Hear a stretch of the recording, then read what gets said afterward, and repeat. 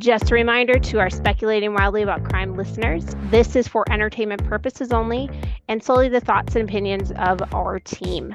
We do invite you to sit back, relax, and enjoy the show. Welcome to Speculating Wildly About Crime. I will be your host today. My name is Jamie, and today we are going to cover the very curious, very mysterious case of Bryce Laspisa. Some of the sources I used for this episode were the disappeared episode, which was entitled Road to Nowhere.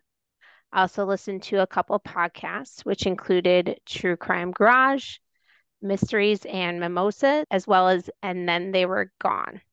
I also read countless articles and Reddit threads in preparation for this case. So, starting out to tell you a little bit about Bryce's background, Bryce was an only child to parents Mike and Karen. Should be noted that Mike was not Bryce's biological father, so he adopted Bryce at an early age. And the family lived in Naperville, Illinois for pretty much their whole life, I think, up until 2012. So, when Bryce graduated high school, his parents decided, hey, we're going to take this opportunity to retire early, and we're also going to move halfway across the country to California. So at that time, they had decided on a city in California named Laguna Niguel, which is in Southern California in Orange County. They, as a family, decided that he was going to go to a community college in upstate California called Sierra College. This college was about 500 miles from where his parents lived in Laguna Niguel, which some people speculate was weird. You just moved halfway across the country, and now you're moving halfway across state to go to college. I don't know about y'all. When I went to college, I want to be as far away from my parents as I could be. So maybe it wasn't really that weird. Everybody described Bryce as a super outgoing, fun-loving, super social, very funny, open book type of guy. He had no problem making friends. He had no problem keeping friends. Everybody just really loved to be around him. Naturally, he quickly acclimated to new surroundings. He found a new best friend by the name of Sean, who would later become his roommate. Bryce also met a girl who was gorgeous by the name of Kim during his freshman year of college, and they dated for about a year. So Kim lived about 90 minutes north of where Bryce lived. It was a little bit of a long distance relationship. So we're going to jump right into the days in question. We are going to travel back to August of 2013.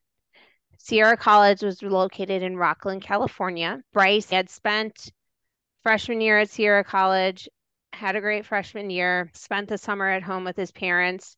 And then 2 weeks before classes were going to start, he went back to Rockland, California to get settled in with his new roommate. He was now living off campus. Hey, just let me go see my girlfriend, my friends, and get ready for school type of thing. He's out there doing his thing for that 2 weeks. And then it's the week of August 27th.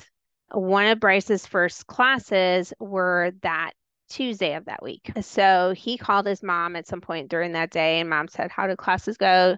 Everything was great. And side note, freshman year was also great. He got really good grades. So everything was seemingly normal. At some point during that next afternoon, Bryce's roommate, Sean, called Bryce's mother and said, something's off about Bryce. Like he's just not being himself. And he's not being himself enough for me to call you and tell you about it. And I don't want to say she brushed it off. She had a mild conversation with him. Sean had discussed how off Bryce's actions were because the night before he had been texting with Kim and was trying to break up with Kim over text messaging, which was really weird because Bryce had a great relationship with her. They were not fighting. They had no issues going on. Bryce's mother even described their relationship as being super cute, Bryce being a good boyfriend, whole 9 yards, right? I don't know about you all, but when I was in college, even to this day, when I'm in my 40s, if a friend of mine or my husband, even for that matter, calls my parents and says, hey, something's off, it takes a lot of balls, right? Do you know if Sean and Bryce's parents ever met? Maybe if they helped Bryce move into school, maybe they met him. Didn't seem that there was like this deep-seated relationship, so it was maybe in passing. Yeah, because I feel like that's even That's interesting too, of someone that doesn't even know them personally, like to call the parents to be like, Yeah. oh, I'm concerned. Yeah. It was just super duper weird. And I'm going to put this here now because it just fits, but we will later find out. And I want to make very good note and be very careful to say that Karen and Mike, Bryce's parents, did not know this at this time. But we will find out that part of the reason that Bryce's actions were so weird is he had taken a drug called Vyvanse, which is basically a stimulant. It's like doing cocaine. And it sounded like he took it to pull an all-nighter and play video games because the new Madden had just come out and they were going to go to GameStop at midnight and they wanted to play it all night. And that's where something started to spiral. This conversation happens with Bryce's roommate, Sean, and his mother, Karen, in the afternoon. Conversation happens. Nobody really does anything about it. And then Bryce leaves his apartment to visit Kim. After he leaves, within about an hour, he sends Sean a text message that says, and I'll quote, it said, "I love you, bro. You seriously are the best person I've ever met. You saved my soul." And then Sean responded with, "I love you too, man.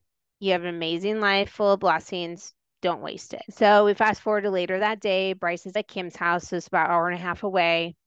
It's speculated that he went up there to break up with her in person because the breakup over text didn't go that well. She wasn't really understanding it because it really came out of nowhere.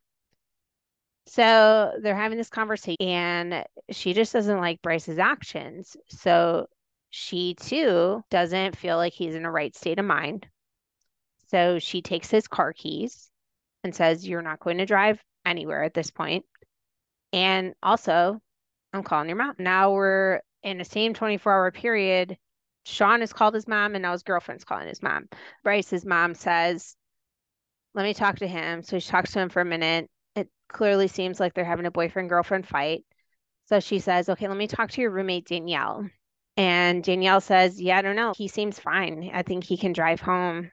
So she says, "Kim, why don't you give Bryce his keys back? And why don't you also give me the phone back to just have a brief conversation with him?" And so Kim has a brief conversation with Bryce and says, "Hey, clearly something's going on. Just go home. I'm going to fly up there tomorrow."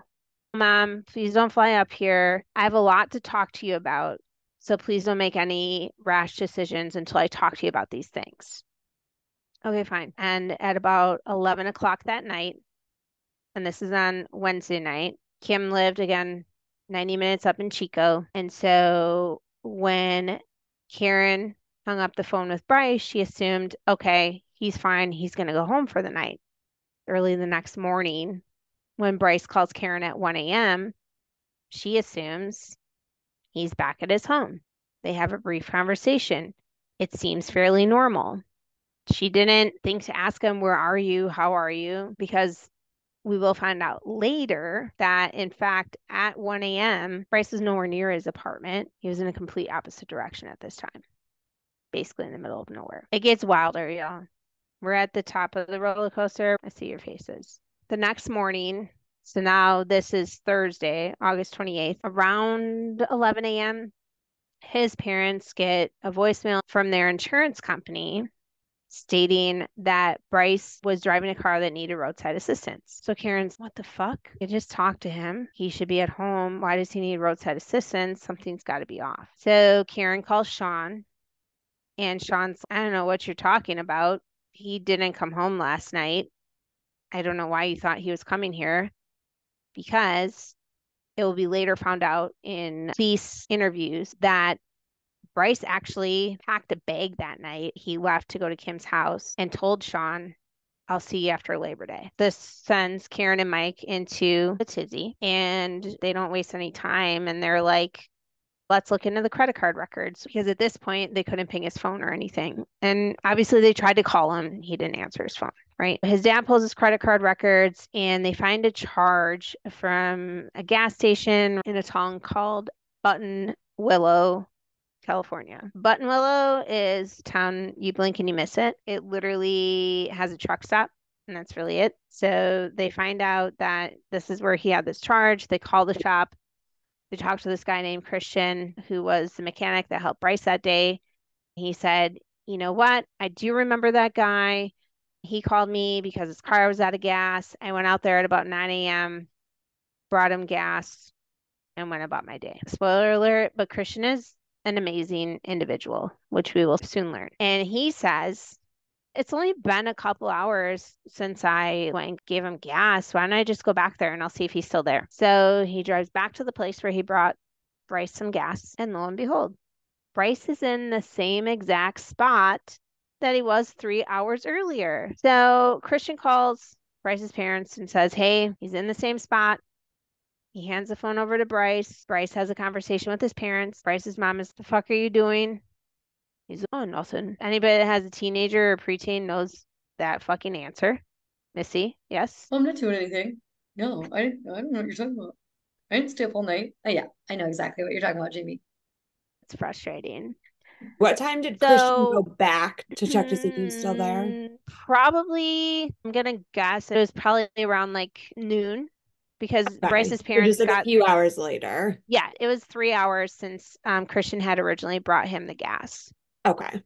So it was around the noon time frame. At that point, they said, look, you're 3 hours away from Laguna Niguel right now in this town of Buttonwillow, that you are going to be home at 3:30.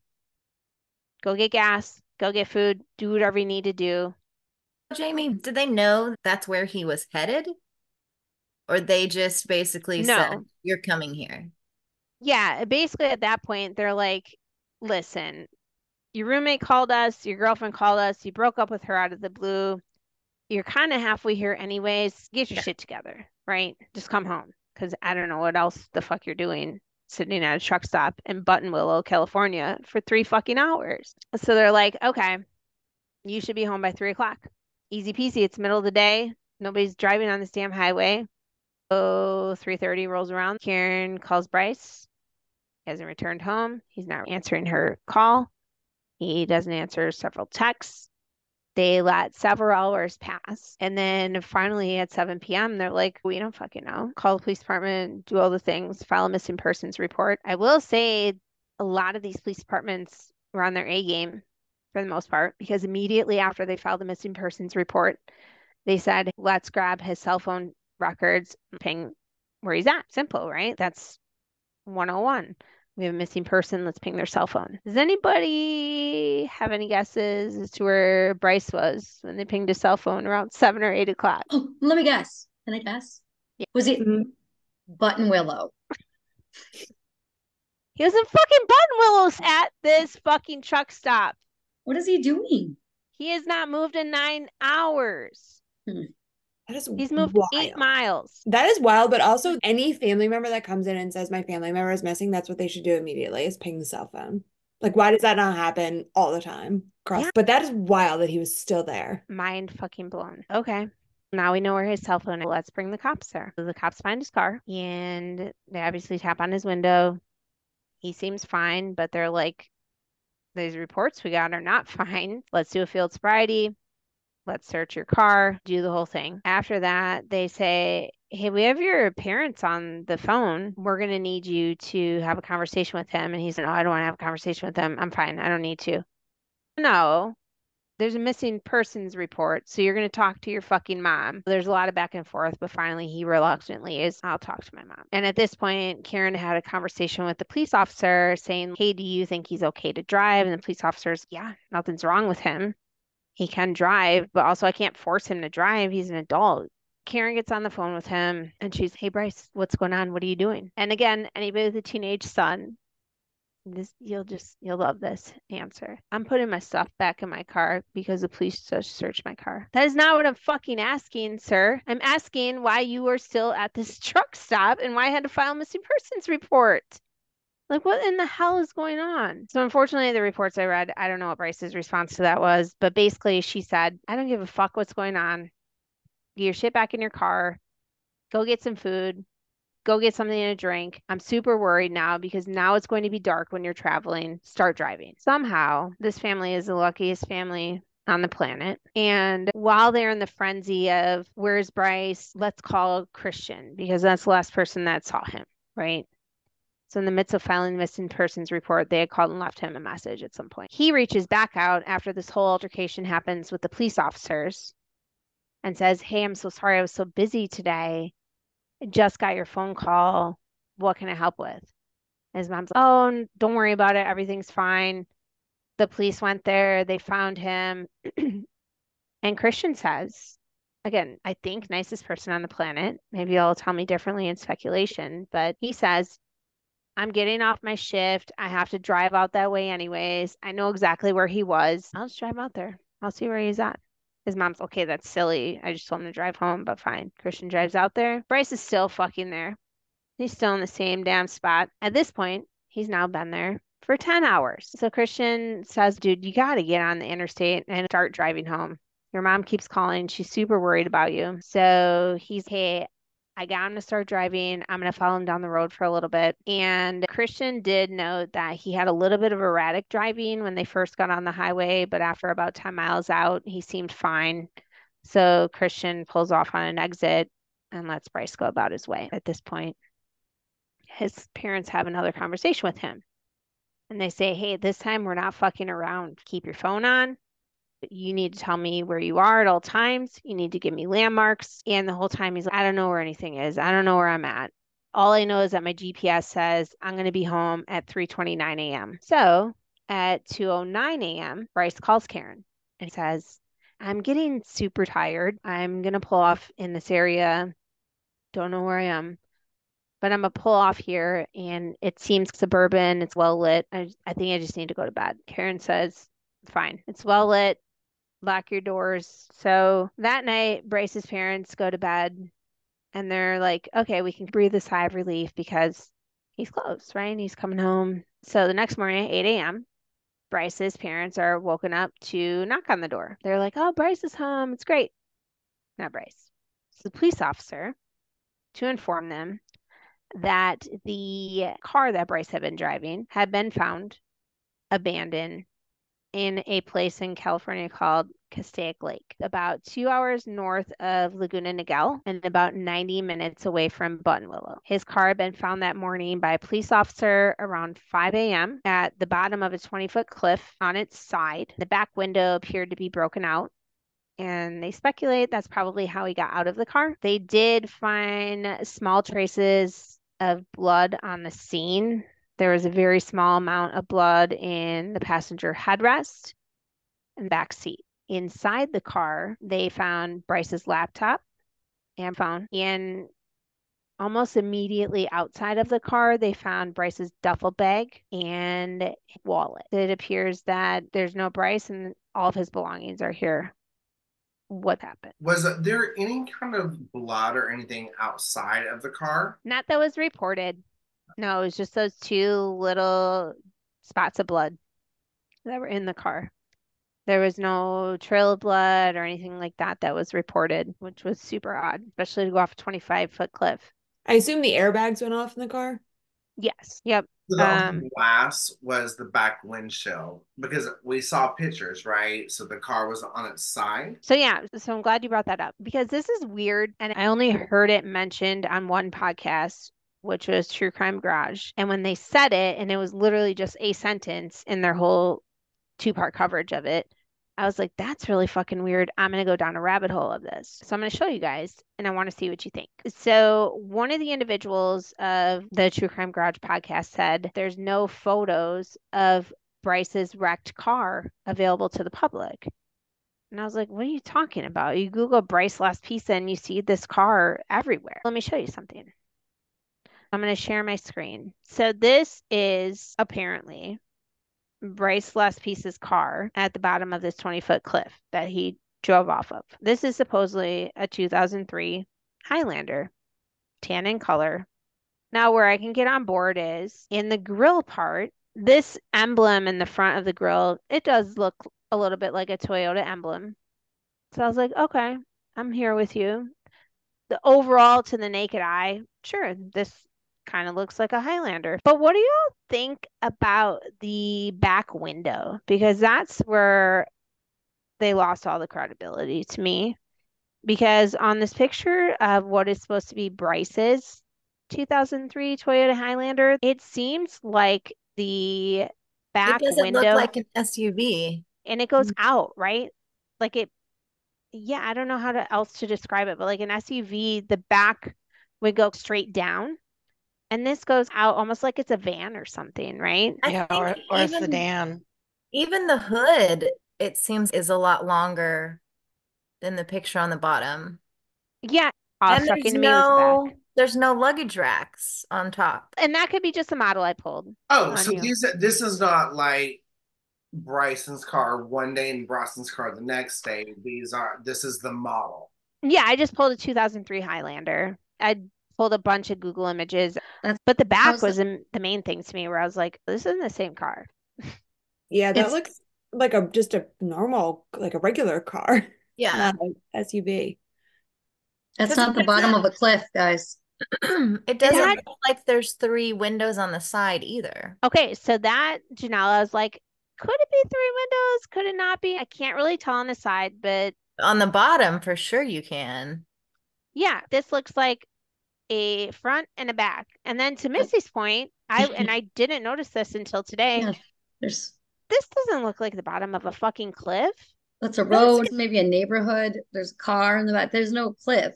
So if he's inside and he kicks out the back, where's the glass? But depending on when they took the picture of the crime scene, But there's only glass on the side, on the driver's side. Yeah. maybe they took it and they swept it there because it looks perfectly piled. But I want to see the true crime scene before they started maintaining it. Mhm. That flags me. Yeah, okay, so I'm glad to know I'm not alone.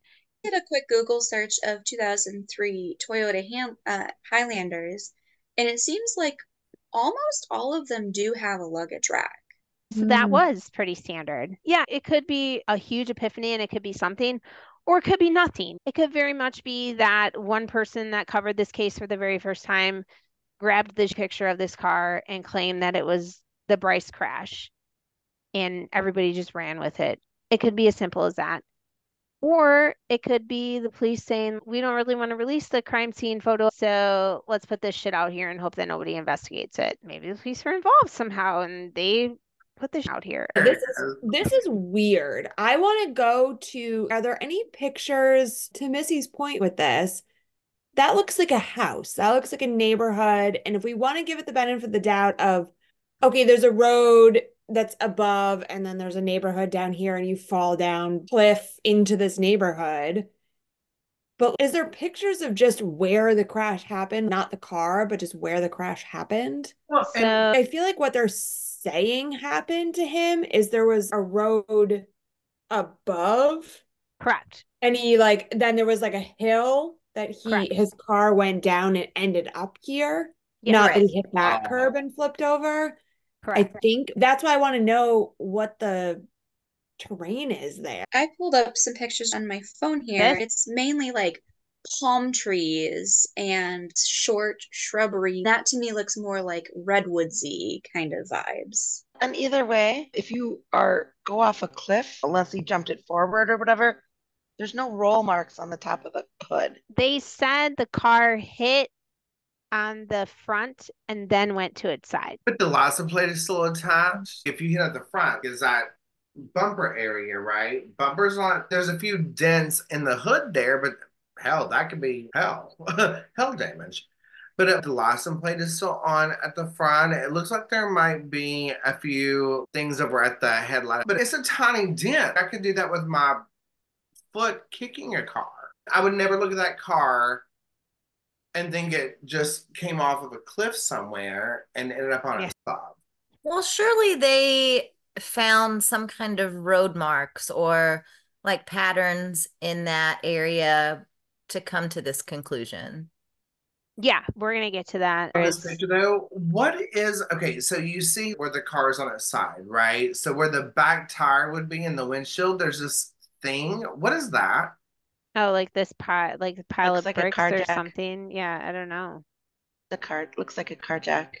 Because there's crime scene tape too. But usually there's crime scene tape, but there's nothing that has been touched outside of that crime scene, outside or beyond that tape. But obviously there's been maintenance done. But I'm sure at this point, the police don't. Maybe they do because he's been acting weird. I'm not sure if it was the same police officers that met him before when his parents were the missing person report. But in theory, they don't know anything. They just think, oh, did some weird crash happen? And he is down the road trying to get cell phone reception. Who was the car registered to? His Because if parents. depending on, I don't know what they could pull up if you run the registration or the license plate. So maybe his missing persons report didn't even come up. It's under the parents' name. And they Unless they don't, may have pulled his license. I guess his wallet was in the car. But When they stopped him the first time, they would have put it on his license, but not on the car. the first initial police officer that rolls up to this scene doesn't have any of the context that we do. So their mind isn't automatically going to, oh shit, this is really bad. But You know. shouldn't their job is to connect dots and pieces? But not immediately. Then I think they need retraining. I would immediately come to a scene and think, this is a puzzle piece and I need to connect these dots. This is obviously a bad thing. I'm not just going to think that this person hit a curb and everything's fine, case closed. I don't know if I agree with police going from 0 to 100 on everything they happen upon, but I understand the concern. I've had 2 cars tip over on my residential street, and they looked like this. Like there wasn't much front damage because they hit a car and then tipped over, going 30 miles an hour. That happened a couple of years ago right in front of my house, and it just happened down the street again a couple of weeks ago in my area with no snow, no ice, no nothing. They were on their side like this, very little damage. It looks like there's a jack in front and in back, and that's how they righted it to get it back to the right. So this looks like a car, like you said, David, hit the curb just in just the right spot and flipped over.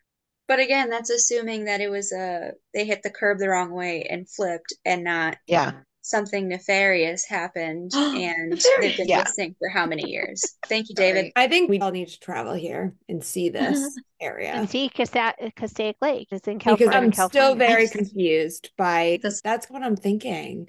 I don't think so either, but then it's weird that everybody's using that as I their think- Bryce Laspisa crash think car s- picture. Somebody found a picture that resembled his car, used it as a photo in their podcast, and then everybody else, oh, this is the picture of the car. And then everyone else then also used it. Yeah, it's Yeah. so weird. Because also then I have questions about if he crashed, if that's a house, because it looks like there's maybe multiple houses. Did they not hear it? Did they not come out? Were there not people that they interviewed that were in those Yeah, places? just There's all another you would hear car there. in that parking lot of whatever that place is. So it just leads to a lot of other questions. That picture is just weird. Very odd. But even when I Googled it, that's what comes up. I have never heard any discussion about the car, so that's all new to me. I just don't think it's that car. I don't know. That was mind-blowing to me where I was like, what? Okay, so obviously they find his car at the bottom of the cliff. This launches an investigation. During the investigation, both Bryce's roommate and his girlfriend are questioned. During these conversations is when we find out a few things about Bryce's behavior leading up to his disappearance. We already knew about the Vyvanse thing. So the story kind of goes, I think it was the Monday that they were staying up all night until the midnight on that Tuesday, that they were going to go to GameStop on Tuesday and buy the new Madden game and stay up all night. And in order to stay up all night, they had snorted some Vyvanse. That was number one. And it was speculated that maybe he had also done Vyvanse the night before, and maybe he had been doing it for a little bit. So he may have been up for up to almost 48 hours by the time that Sean had called his mom. That was number one thing. Number two was that Bryce had been drinking really heavily. Raise your hand if you're young and dumb and drink a lot. Thanks, friends. I love you. So this was out of that norm, though. He was drinking, they said, 2 fifths of liquor on a weekend. And a lot of the times that he was drinking by himself. So to me, it almost felt like he was self-medicating with some of that drinking. Another thing that came up was that he had given away some possessions. There was a pair of diamond earrings that was given away to his roommate, Sean. That was never questioned. Many reports said that he gave away his whole Xbox system, which would mean a lot because the Xbox meant the world to him. Like he's a 19-year-old kid, that's what he did. But his parents did an interview and said, no, it wasn't his Xbox, it was just his Madden game that he gave away. The one that he just stayed up all night to go get? So it's weird, right? Is this like a true giveaway, or is this, yeah, you can borrow it? Seemed like a giveaway. And then in my mind, when you pair that with that weird text that he sent to his roommate, so hey, I'm giving you all my shit, and then I'm also telling you how much I love you. Did they go through this whole span of text messages and be like, oh, this is completely out of the norm that they talked about? What also concerns me is so Vyvanse is like Adderall. You're a college student, you're getting your first taste of freedom. Could his friend that he gave diamond earrings have been a payment for Vyvanse? But of course, his friend might say, he gave me these earrings, but his friend is thinking, we're not going to try to get back to what I gave him in return. And I pulled up the side effects for Vyvanse because I was curious. And mind you, this is for oral use, it says, but it has nausea, vomiting, constipation, stomach/abdominal pain, loss of appetite, dry mouth, headache, nervousness, dizziness, trouble sleeping, sweating, weight loss, irritability, and restlessness may occur. So to me, nervousness is you're in college, you're still new to it all, and you give somebody these diamond earrings to hold on to because you're nervous somebody might break into your apartment or you'll lose them. When he's in his car, the dizziness, trouble sleeping, is that why he's just sitting in his car for 9 hours? Is because he's dizzy, can't sleep, and is nervous and restless? I don't know. I find the side effects very interesting of Vyvanse, much less if you're misusing it, plus drinking. And I did pull up what drinking can do with Vyvanse. And the first thing I saw was drinking alcohol with stimulants like Adderall, Vyvanse, or Ritalin can be dangerous and lead to serious complications like alcohol poisoning and heart problems. And there were also some statements that it could lead to psychotic breaks. Yeah, the first thing I pulled up were those things. And I feel like usually when you hear those prescription drug commercials where they do the side effects, maybe I feel like all of them are like may cause suicidal thoughts or action. So, Jamie, from everything I know about this case, it sounds like the Vyvanse thing was not like a just happened a couple times, like in the past couple days. It sounded like this was a kind of a regular thing. Is that ish? And I guess this is a good point to bring this up, but he had been caught with and arrested for possession of MDMA, which is basically Molly ecstasy, when he was in high school. And that is 100% true. I pulled arrest records from Naperville. He was definitely arrested for that. So it wasn't like, oh, I just got to college and I'm experimenting with these things. I've been already doing this, right? They said what he was doing the beginning of his sophomore year was definitely out of character for him, to the point where my roommate and my girlfriend called my mom to say how weird it was. I understand the girlfriend as you're breaking up with me out of the blue for no reason, but do you know what the linchpin was for Sean to contact his mother? I think it was just a combo of everything. It was, hey, you're drinking heavy. That's one thing. Hey, you're also snorting Vyvanse and staying up all night, and you gave your shit away. This is a lot. And you broke up with your girlfriend in the middle of the day. One of the podcast episodes I watched, Sean and Bryce were just shooting the shit one night, and he just started texting Kim and was texting, and Sean looked over and he's, what's going on? He's, oh, I just broke up with Kim.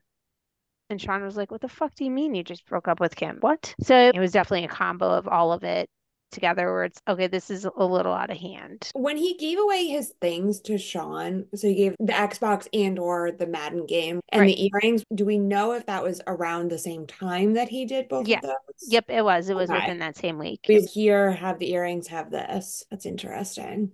What year was this, Jamie? 2013.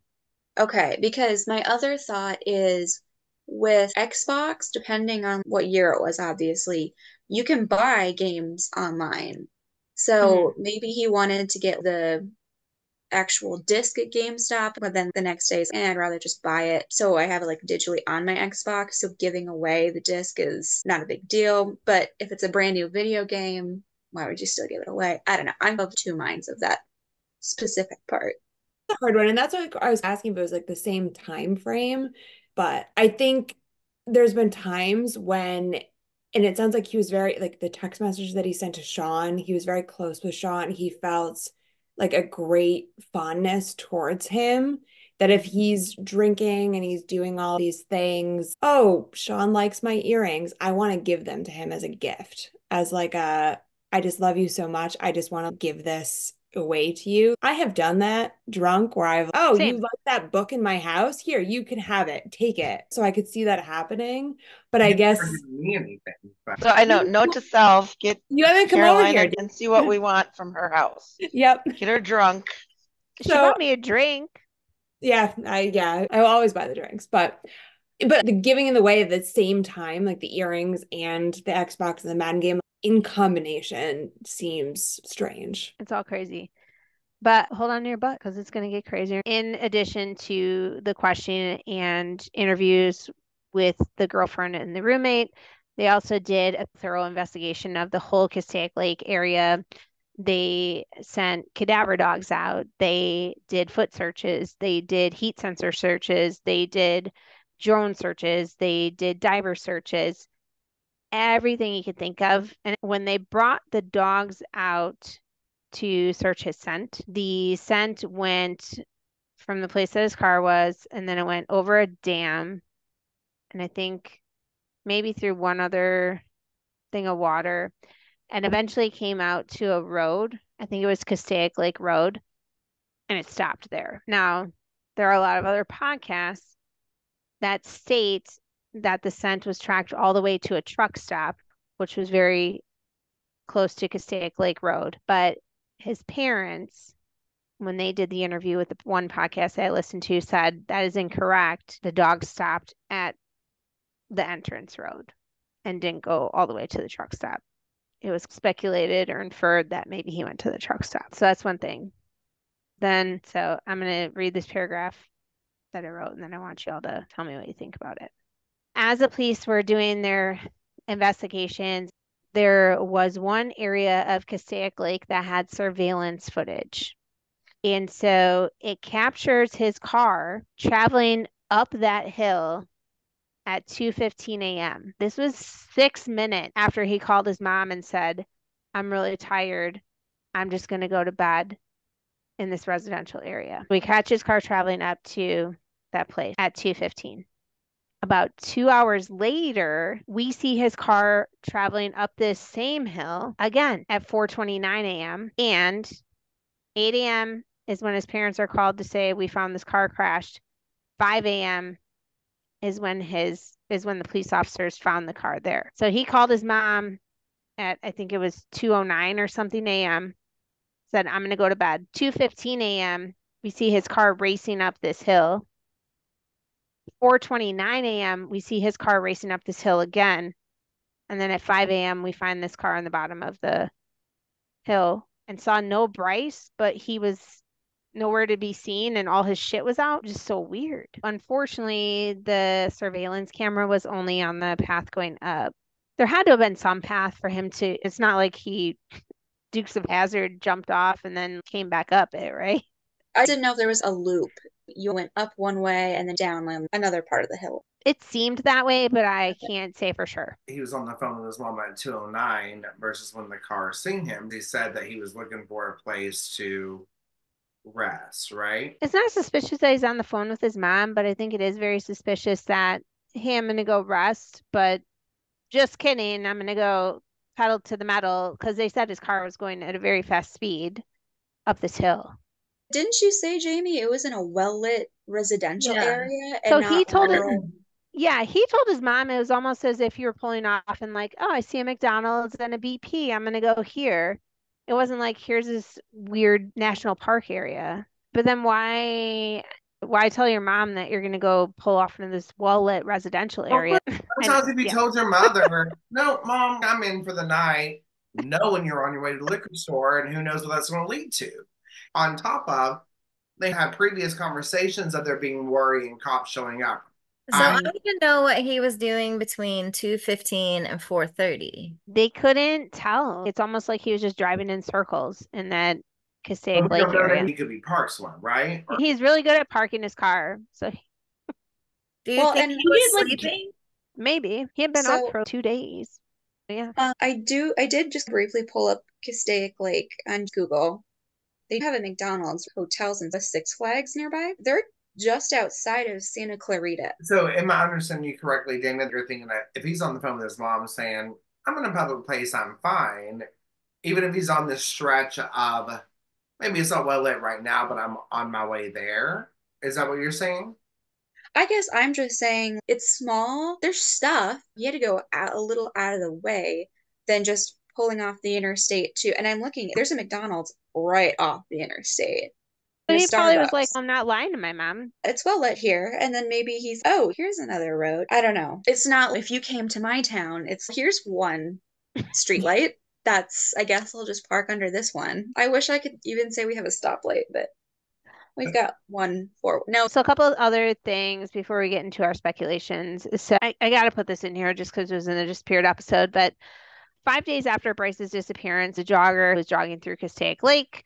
He calls 911 to report a fire that's about 3 miles from where Bryce's car was found. So everybody's crossing their fingers that maybe this is something. The fire did lead to somebody, it was a human who was burning, but forensic tests were run, and unfortunately, it was not Bryce. So he was still missing at that point. And then Bryce's parents did hire a private investigator about a year later, and she decided to do this case pro bono. August of 2014, she hired a bunch of crews and did sonar on the lake for 2 or 3 days. Still nothing.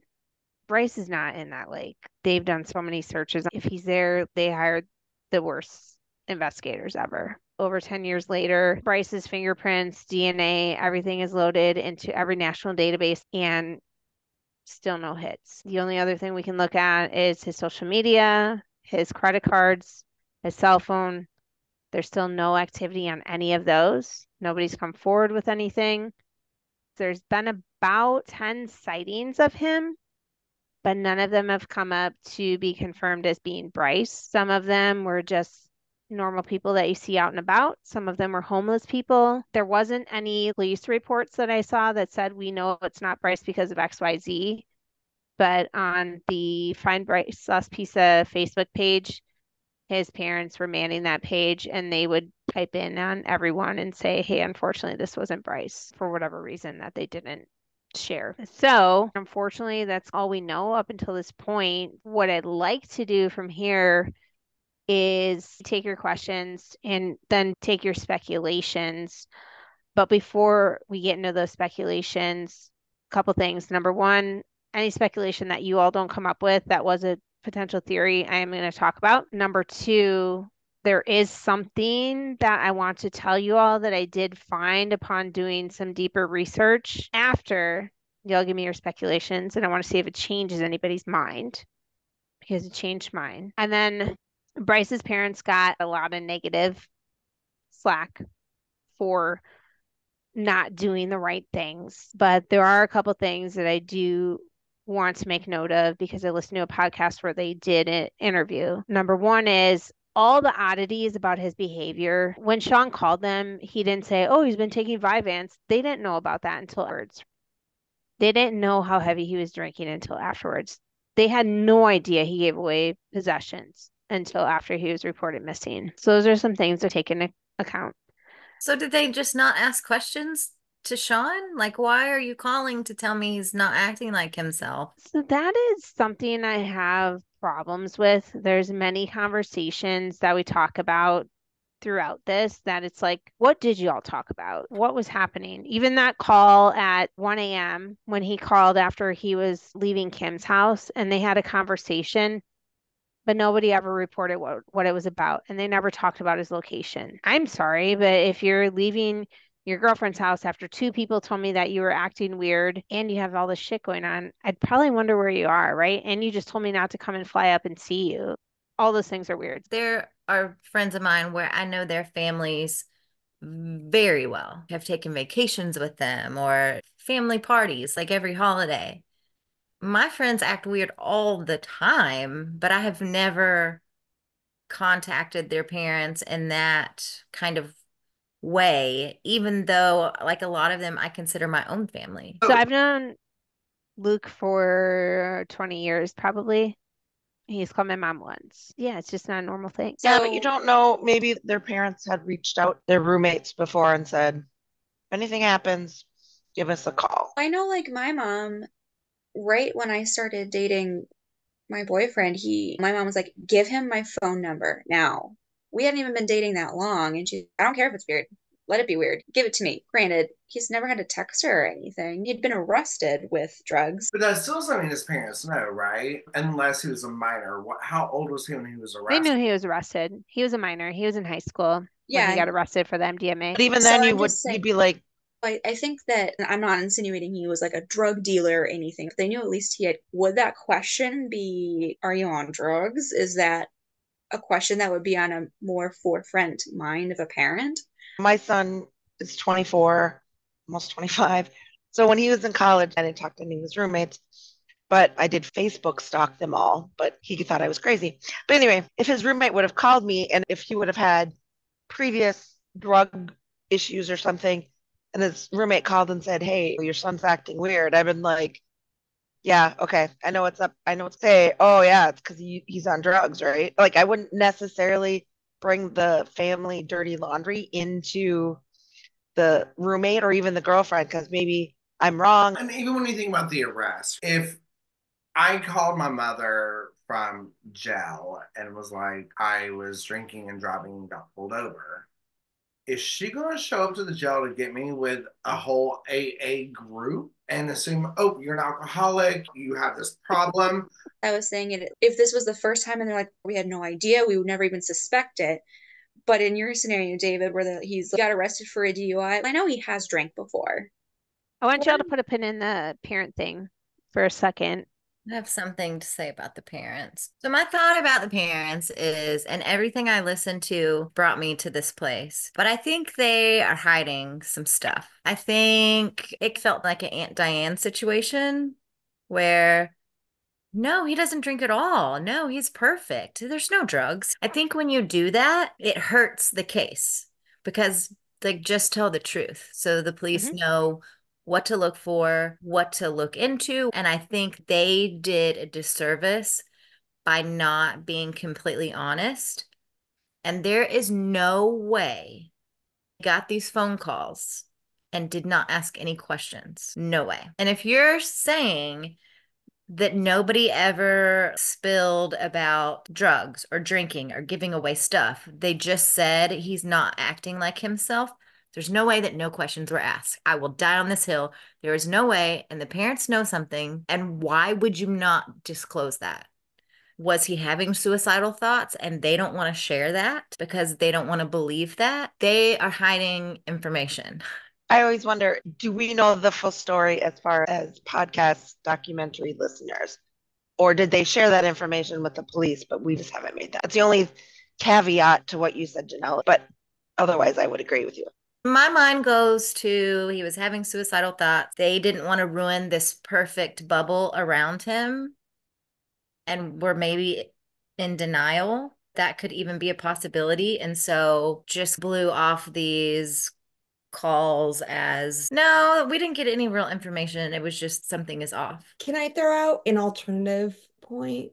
It does seem like there is information missing, but I'm trying to think about if I was in college and my roommate called my parents and said, Caroline is acting weird, and whether the parents knew the roommate. Because if the parents didn't know the roommate all that well, maybe they weren't putting a lot of stock in what the roommate said.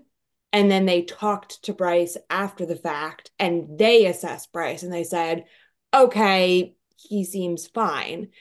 Whereas, like, I'm thinking, like, if my parents didn't know my roommate, if it was like early on or like a friend that like a new roommate that I had called and said, oh, she's acting weird, they may not put too much into it. I had a roommate that I was like roommates with all through college. If she had called my parents and was like, Caroline is acting weird, they would have been, what's she doing?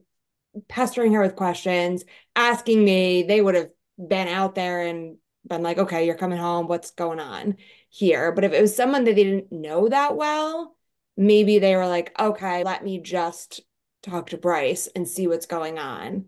And But Bryce to maybe faked it to them of everything's great, everything's fine. And should they have asked more questions to him? Yes. And I don't know if we do the conversations that they had with Bryce, more of those details after the roommate and the girlfriend called the parents. So my thought goes to that he didn't have a super deep relationship with Sean because they did mention how Kim had went home with Bryce this summer, visited his parents and that whole 9 yards.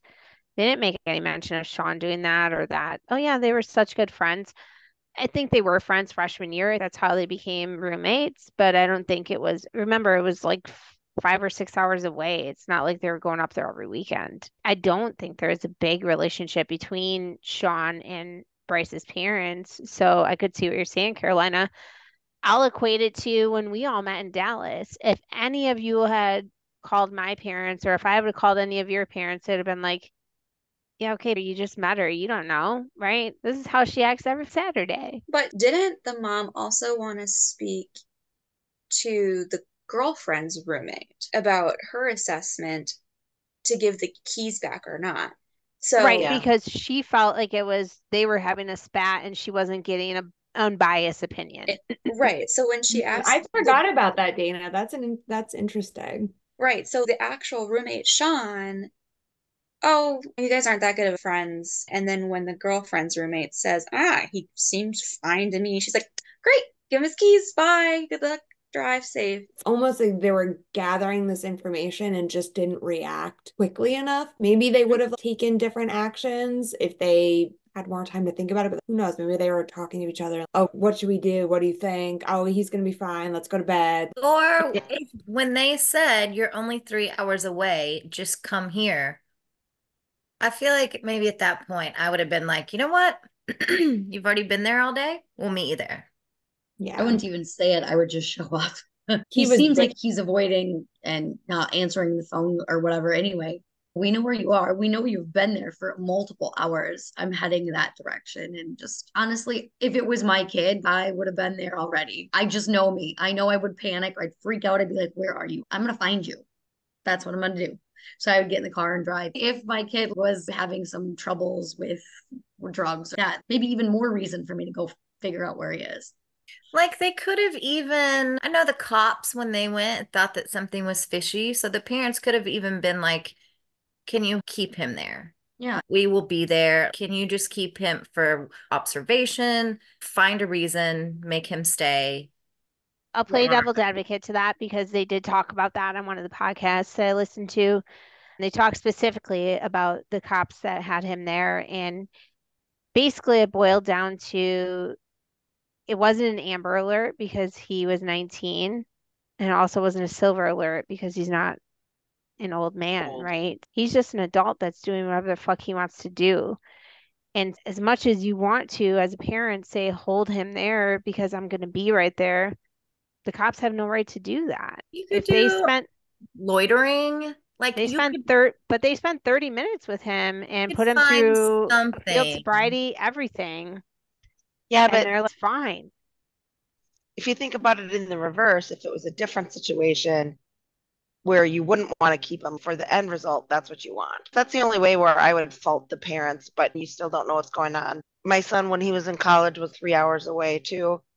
And most of the time, if he had anything wrong, even when he was like, oh, I think I'm sick today. Okay, would you like me to come up there? I'll be there in 2 hours, even if it's a 3 hour drive. But the other argument that was made for the parents was we can't get in our car because we don't know where he is because he's not telling us where he is. So what are we going to do? Drive up the highway and hope that we run into him? I'm saying when he was at that stop, when the police Yeah. went. But I think it goes into what do we not know? If you had that good of a relationship with him and his mom raves about their relationship and how they were so close, He knew where the fuck he was. I feel like that was the turning point of this whole situation. That's where he was at for 10. 10 or 11 hours, yeah. Yeah, and I would say that my son and I have a good relationship as well. I keep asking him to give me his location on Life 360. He's like, no, you don't need to know where I am. I just want to know if something happens, where the hell you are. And he refuses to, and he always has. But I used to be like, when at least when he had Snapchat, I could figure out where he was. And so I can see that though. And like I said, we have a good relationship. He'll answer my texts at any time. He'll call me, but I'd still be driving up there and figuring out where he was, especially the second time. Like if he hadn't, the first time, okay, he's on his way home. Second time, oh, he's still there. All right, I'm on my way there. And if he comes home, great. I'll just have driven for 6 hours for no reason. I feel like rather than calling Christian the second time, forcing him, okay, you get on the highway, I'm going to follow you.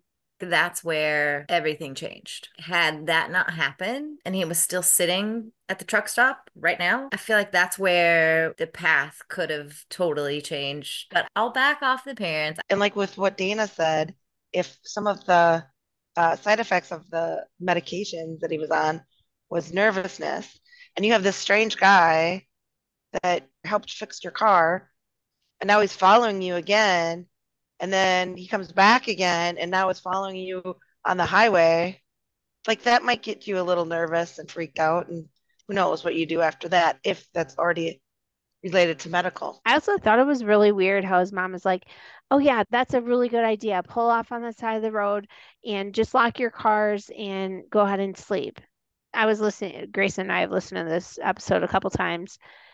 And I was like, just so you know, if that ever happens to you, I'm getting you a fucking hotel room. Like, why would you not at least do that? And they weren't hurting for money. That was not the issue. Why not find like a hotel room somewhere, especially if it's down this main highway? I'm sure you could find one fairly cheap. Again, I just want to make it very clear. I'm not a parent, but there was one time where my tire blew out on the interstate. My mom, I was texting with her and she found out where I was getting my tire repaired. She called ahead and paid for me. So I'm like, You can do to it. her, Yeah. you're on the side of the road. You had to get towed. This is like the least I can do for you. Yeah, I was just thinking though with the hotel rooms too. I know rental cars you have to be 25, so I don't know. I'm sure if your parents rented the hotel that would be fine, even if you were You younger. only have to be 18. Okay, that wouldn't have come into play then. But yeah, you would do Threw up anything a like hell of that. a hotel party for my 19th birthday party. But yeah, you would do any of that for your kid and then figure it out later. Just get them home, get them safe, get them off back on the road, whatever. Any other questions before you all want to speculate and then I drop a bomb on you? All right, Janelle, you're first. I don't feel super strongly about it, but my gut says that there's a reason he tried to refuse to talk to his parents so many times. There's just something so fishy about the whole situation with that relationship dynamic. And I think if he was talking about ending his life, that is one reason I would contact somebody's parents and give away my things, try to avoid my parents. And then if his parents had an inkling of that, they're not going to tell anybody, because if they feel that it is whatever, an accident, foul play, if you say he was a little like feeling a little suicidal, changes the course of the investigation. So I don't have strong feelings about it, but that's the closest way I can piece all of it together.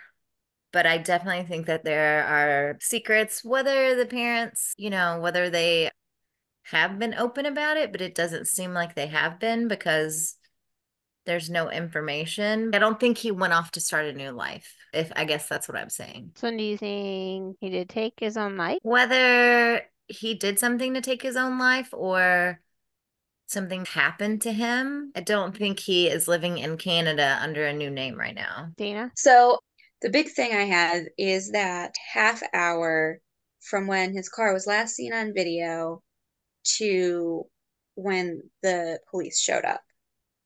Because that leaves very little time if he went into the woods. As you mentioned, he wasn't in the water. If the dogs tracked his scent up into a certain part of the road, what's stopping a car from picking him up? There's a man randomly on the side of the road at quarter to 4 in the morning. So whether it was planned or unplanned, it's hard to say, but I find it interesting that his scent stops. And even if his scent did go to the truck stop, like some other podcasts have mentioned, both are still plausible. I think it's easy to say if I was the parent, so I can understand all of the flack that they've gotten and how they feel, but you weren't in that situation. You weren't having those phone calls. I can get on board with Janelle saying of they definitely know more, and I believe that because it's their kid. I feel like there was another third party involved, whether it was somebody coordinating a pickup and he wanted to maybe not go to Canada, Janelle, but let's say Honduras or Belize. Let's go down south. How does that sound? Or if another tragic end happened, how do you just vanish? And with all of his strange acting, hours, even just from the time that he was at his girlfriend's house, if somebody was coming to pick him up, maybe he was planning on staying at the girlfriend's longer. He was planning on staying and fighting all night with her so he didn't have to get in the car, and that threw off his timeline. I think I'm going to jump to that island. We all have a cozy little thing going on over there. I'm just thinking if the girlfriend had enough concern that I'm going to call your mom, and I guess the mom said give his keys back, but I think she was justified by saying, yeah, you suck. You're trying to break up with me out of the blue for nothing, but you're still going to sleep on my couch. I have problems there. But I could see, no, we're going to fight all night and then we're going to break up because I'm leaving for this new life. The guy's not coming until tomorrow at 5 a.m. in this rural area. He can't just hide behind a tree while the cops are looking for him. I'll just hang out on my beach on my island. So hang on, I'm assuming they went through his call history. Did he contact anybody else in all that time he was sitting at the truck stop? Nothing that was reported. There But wasn't a no, big investigation. It was just the main things that came up were when they pinged his phone and where he was and the conversations that he had with his mom. but if I really want to make my island a lot smaller, what's saying that it wasn't somebody from school and they just had conversations and they knew what day, what was happening, what time? What's saying he didn't have a burner and Cricket Wireless prepaid card phone? Was something that came up in speculation that he could have had a burner phone Maybe because my he island isn't wanted as to small as I think. escape. Yeah, that was part of the series. Missy. Yikes. Yep. Yikes is where we're starting. I'm going to start right off. He's not on a beach in Mexico. That's what I know for sure. Pretty damn sure. Not on a beach in Mexico. This is hard. I go between the two things. I think it would make, okay, so I'm going to go to Dana's Island for just a second because I thought of that too. Why does the trail end on the road or the scent trail where It's like Maura Murray. there's a lot of things that I see similar? Obviously, car crash. You got the alcohol, maybe some of the issues of like she was acting weird before she disappeared as well. There's a lot.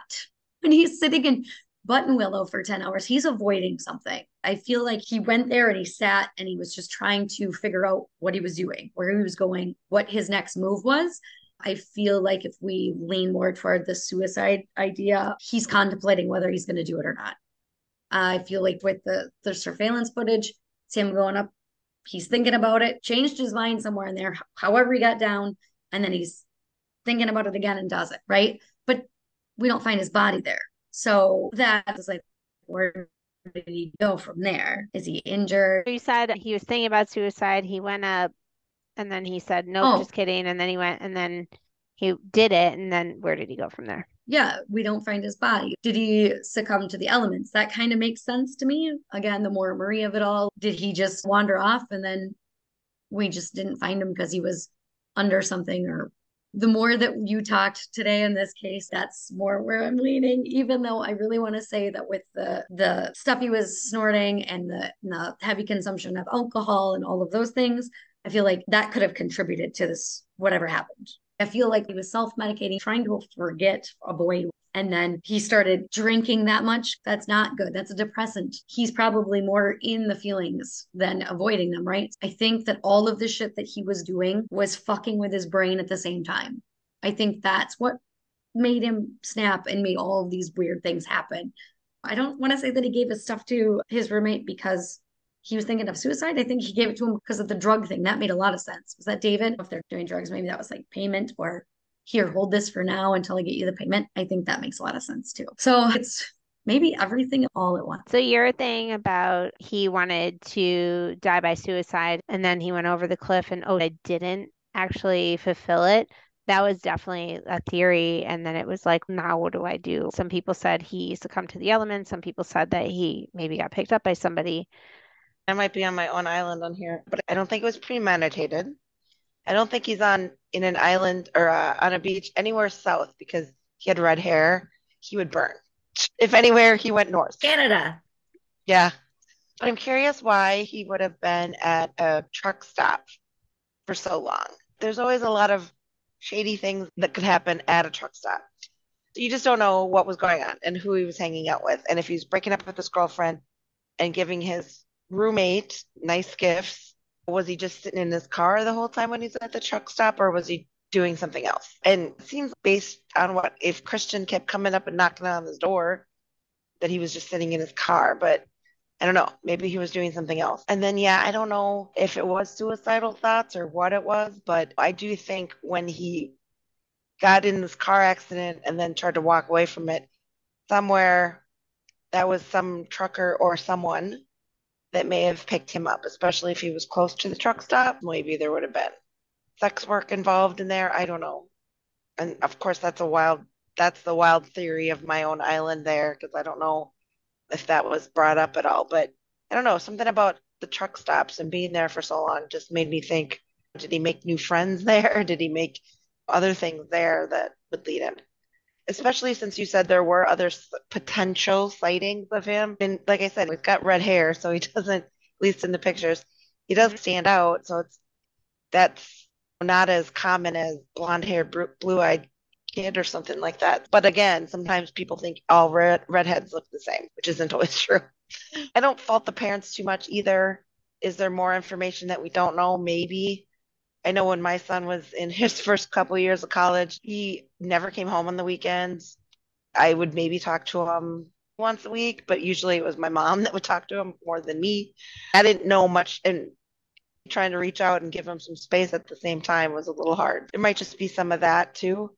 So yeah, I don't really fault the parents. I just feel like the truck stops had something to do with it, or truck drivers. I don't know if he's still alive or not. The 10 sightings makes me think he is, but who knows? Depends on what he was doing. If he did get a ride away from the crash, depends on who we rode with. David? I don't have all the best speculations. What I do know out of 19 pages of notes is that I'm the least liked and the most dreaded, but I'm just kidding. I don't like the whole redheaded thing. I don't like the whole like 10 sightings thing, because I think when you come to redheads, everyone wants to say Reba looks like Julia Roberts because it's out of the norm. One teenage-ish redheaded person, he looks like everybody on either the America's Most Wanted or the America's Most Missing. You know what I mean? So I don't trust that. I hate and I don't like, and I don't think that any of us are trying to blame the parents in any way, but we have to separate the fact that we have true crime mindsets, right? My parents get a phone call that David is this and David is that, and they're going to second guess that before they believe it. And that does not make them a bad parent at all. Even if what is told to them that they doubted turned to be true, it would not make them a bad goddamn parent. And I will die on that hill, and I do not want to take that away from anyone. I think that his family probably did know things, but I don't think that those titles were put to it. I think that as a society, we can say boys will be boys, college students will be college students. We're not going to say my 18-year-old boy is a raging alcoholic that is on the verge of suicide. Speaking of suicide, not all suicide is planned. And the ones that are not planned are the ones that are the most effective and questioned and brought to attention. Who would have ever thought Robin Williams would have committed suicide? You know what I mean?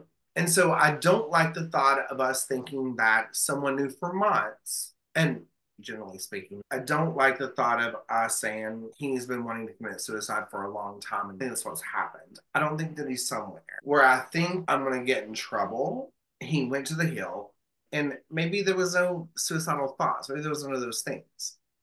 I tell my grandmother every day, I've been awake since 7 o'clock. I'm working hard. I'm drawing things. Bitch, I've been asleep on the couch since from 7 to 10. You know what I mean?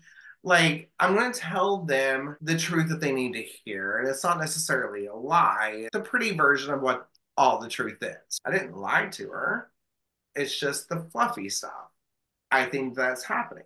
I think that people don't want to accept the fact that sometimes shit happens to you, even if you live in Orange County, California, with a fucking shit ton of money. The bad still fucking happens, and we get caught up in the it doesn't happen to me. What I do wonder, as far as a far out speculation, could he have wrecked his car out of delusion, out of the things, and stumbled out into the road? Scary movies, these movies come from real life stories. And so I kind of wonder, could he have someone out of his wrecked car into an oncoming car that hit him, and they threw his body in the car and they took him to another town?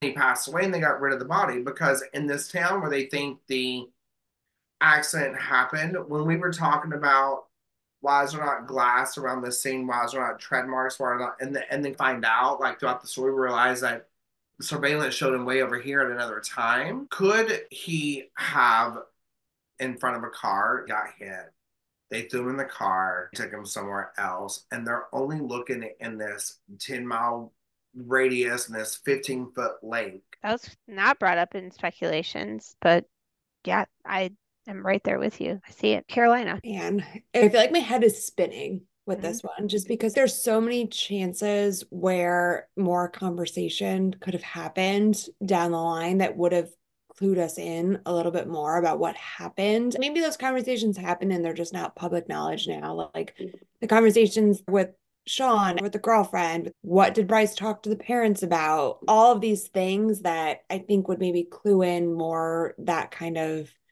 mindset of where Bryce was and what was going on. Because I think that a lot of the facts that we have could point to any number of things. In the conversation with his mom, he had said, I have so much I need to tell you. I need to talk to you. I'm wondering whether Bryce had wanted to come clean of just how far he was into using alcohol, using Vyvanse, using drugs, all of that, that he had wanted to come clean to them about that situation. And that is what he was talking about.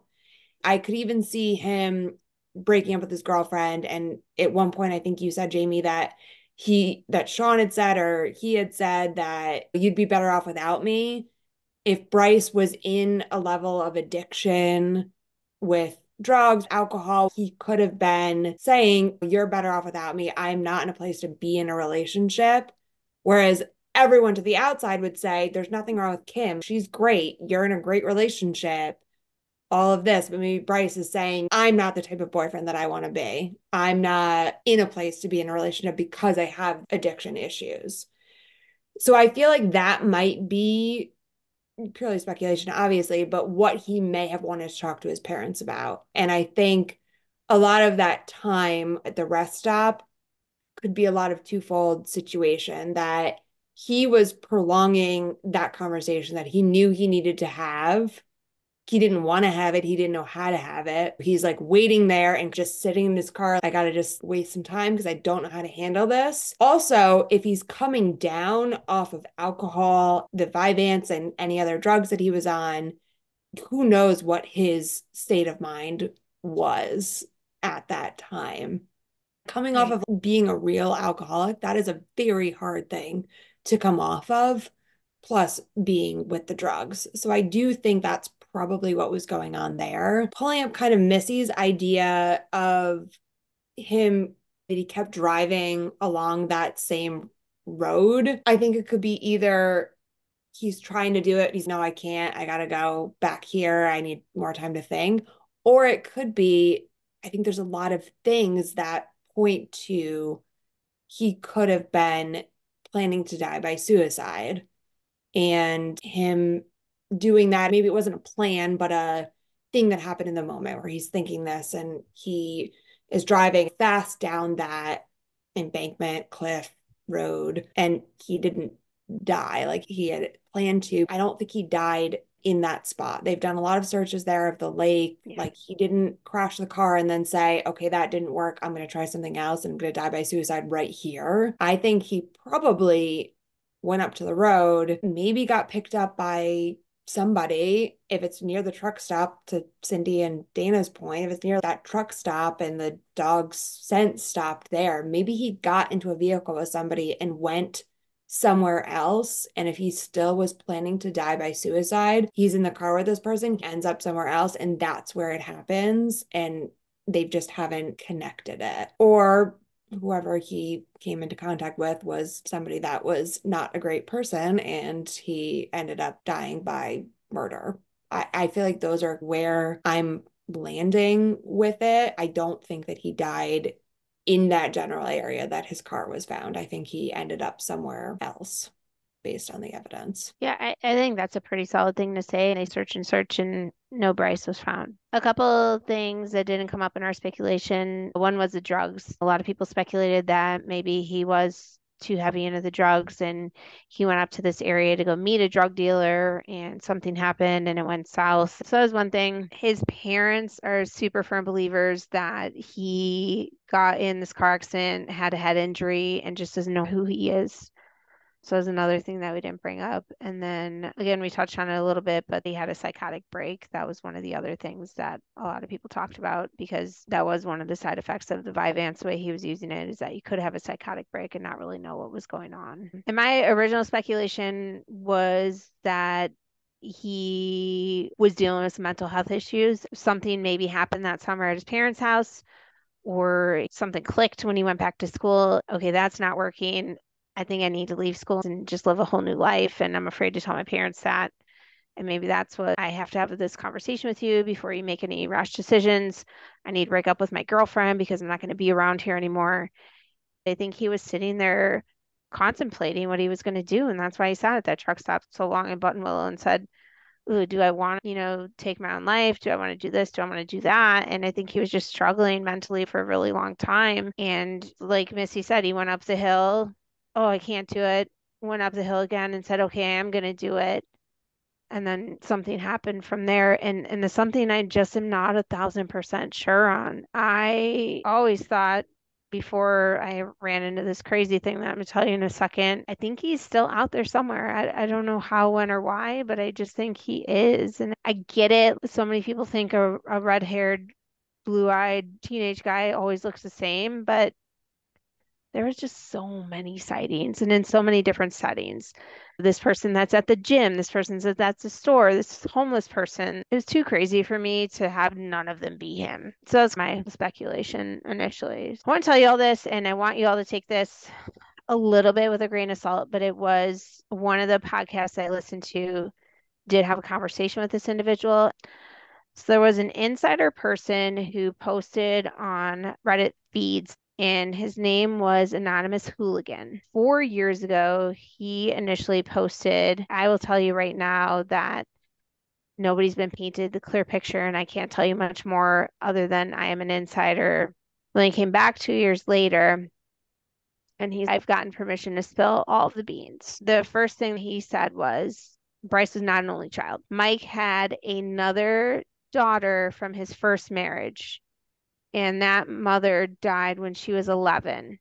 At that point, the sister, who was 3 years older than Bryce, moved in with Mike, Bryce, and Karen adopted her. Shortly after that, Karen has always been about this live a perfect life, have this perfect image, and something was not jiving with that with this daughter. And it was said, and again, I have no proof of this, but it was said that they said abusive to her. And it got to the point, it sounded like it was emotional, but it got to the point where the family decided to cut her off financially and had her leave the house and nobody ever talked to her again. This insider only really knew Mike and his side of the family and the sister. The insider did not really know Bryce and Karen, so we're taking it a little bit secondhand. The other thing that this insider talked about and wasn't brought up anywhere until some of this digging started happening. Bryce was actually kicked out of the dorms his freshman year of college because his drinking and partying became so bad. That's why he had to get a roommate, and that's why he was living off campus. And then the MDMA thing was never brought up anywhere in any news stories. The disappeared episode, none of it. Everything was this came out of nowhere. We couldn't believe that he did this. He's never acted like this. He's been this supermodel only child. And it's speculated that Karen didn't tell the whole conversation of what her and Bryce talked about at that 1 o'clock time frame after he left Kim's house. And she still hasn't even told Mike what that whole conversation was about, is what they speculate. So this person's theory is that Bryce did want to tell her, I'm done with school. I don't want to do this anymore. I know that's going to break your heart. And so I'm going to leave. And he, at some point, got met with an ultimatum because they had told him this in the past, like, if you don't stop doing drugs, we're going to take your credit card away. And so he thinks that Bryce was met with, if you don't stop doing this shit, we're going to take your car away, or we're going to take this way, or we're going to do this, right? Because he didn't have to work. They gave him a car, they gave him money, the whole 9 yards.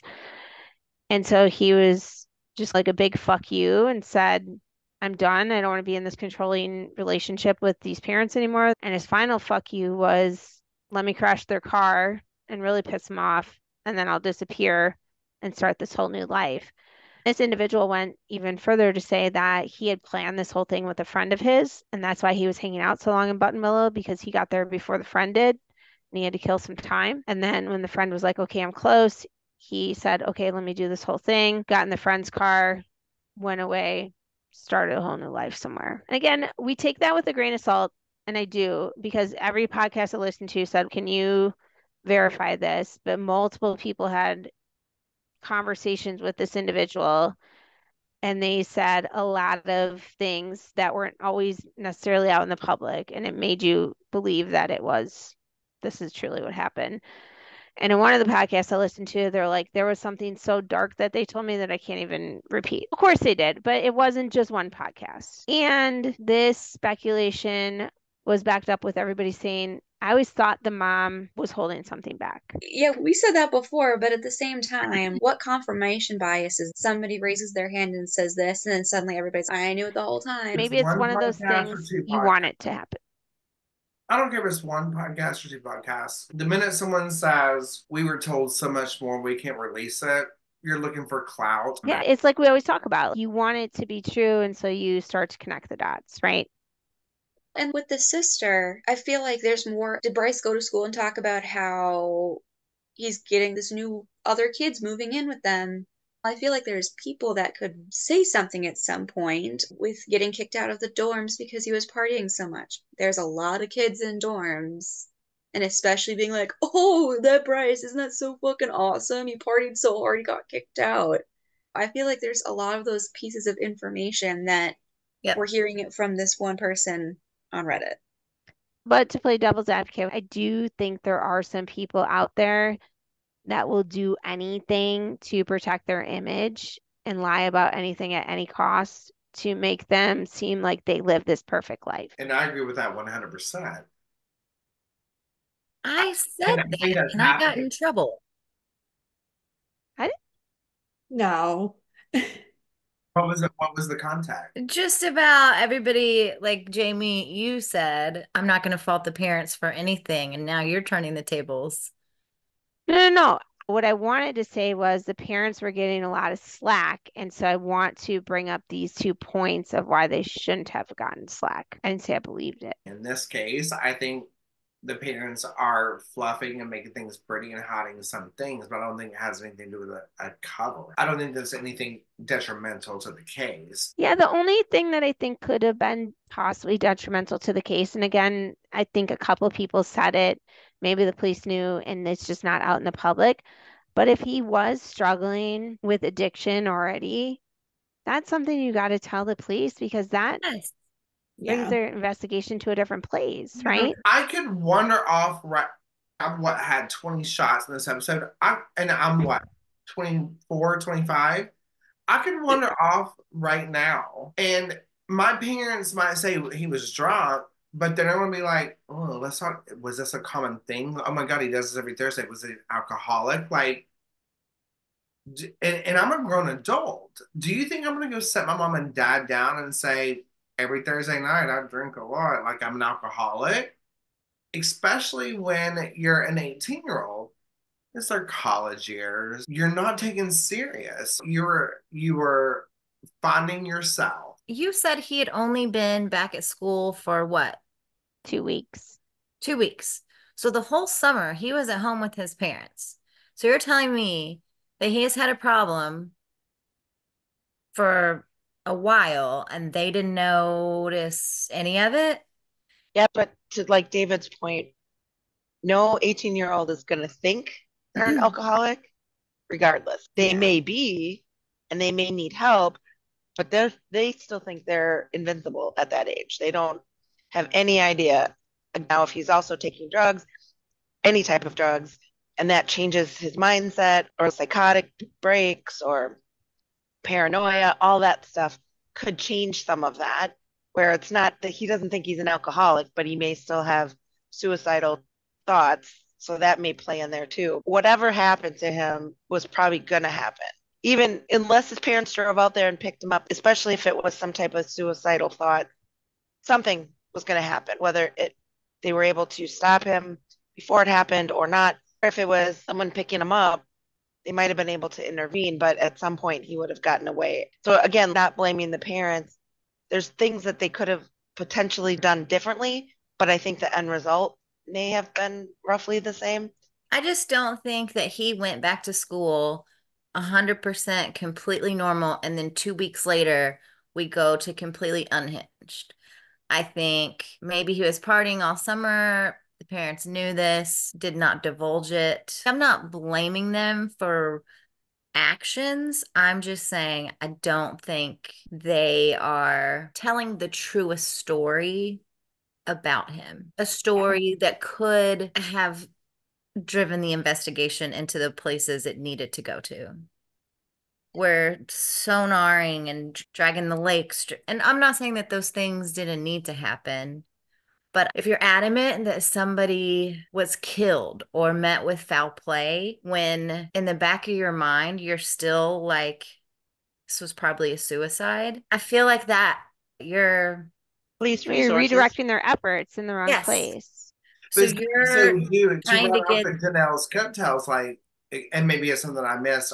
Is the family or anybody speculating that it was some kind of foul play other than suicide? His parents really believe that he had a had injury and walked away from there and didn't know who he was and still doesn't know who he is till this day. So it makes me wonder if they firmly believe that something happened to his head, went into the woods somewhere and died and animals read the body. Are they okay fluffing it to save face because they feel that they know the truth versus it's not trying to find the bad guy because we're not going to arrest the wolf that found him and took over the deceased body. So do they feel that they know the truth so much they can paint this picture and still find that they're not out for justice because there's no one to blame but I go back to what I said when you're in that state of mind and you are having so much public eye brought on you, and it's your child, and you will do anything to paint the best light for that child and find the best life for that child. You better believe I probably wouldn't tell the world that Grayson got arrested for drug charges in high school because who the fuck needs to know? Because in my eyes, it has nothing to do with what's happening right now. But in hindsight, I probably should because that could lead to a different type of investigation, right? Going down the path that his parents think he has a brain injury and amnesia. They want him to remember them, like assuming they're on TV. They don't want him to remember being into drugs, into alcohol, all of that. So if they don't mention that to him, if he actually remembers who he is, maybe he won't come back and do those things.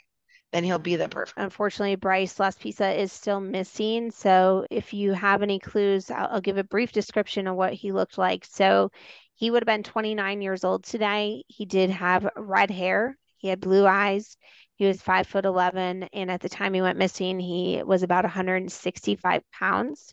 He also did have a very distinct, I would call it a half a sleeve tattoo on his left arm that took up a majority of his arm. So definitely would be something that would be recognizable. So just some things to keep in mind if you're out and about and you see somebody that matches that description. But if you do happen to have any clues that could lead to finding Bryce, there's a couple different places that you can reach out to. The Los Angeles County Sheriff's Office. The phone number for them is 323-890-5500. There is also still an active reward for any information leading to finding Bryce. You can call in or email any tips to 949-292-4400 or find Bryce Laspisa@gmail.com. There's also an active Facebook page that is entitled Find Bryce Laspisa that is run by Bryce's family. Unfortunately, that's all we know today. Also, unfortunately, this case led to so many questions until somebody comes up with some really great tips to help us find where Bryce is. All we can do is speculate wildly.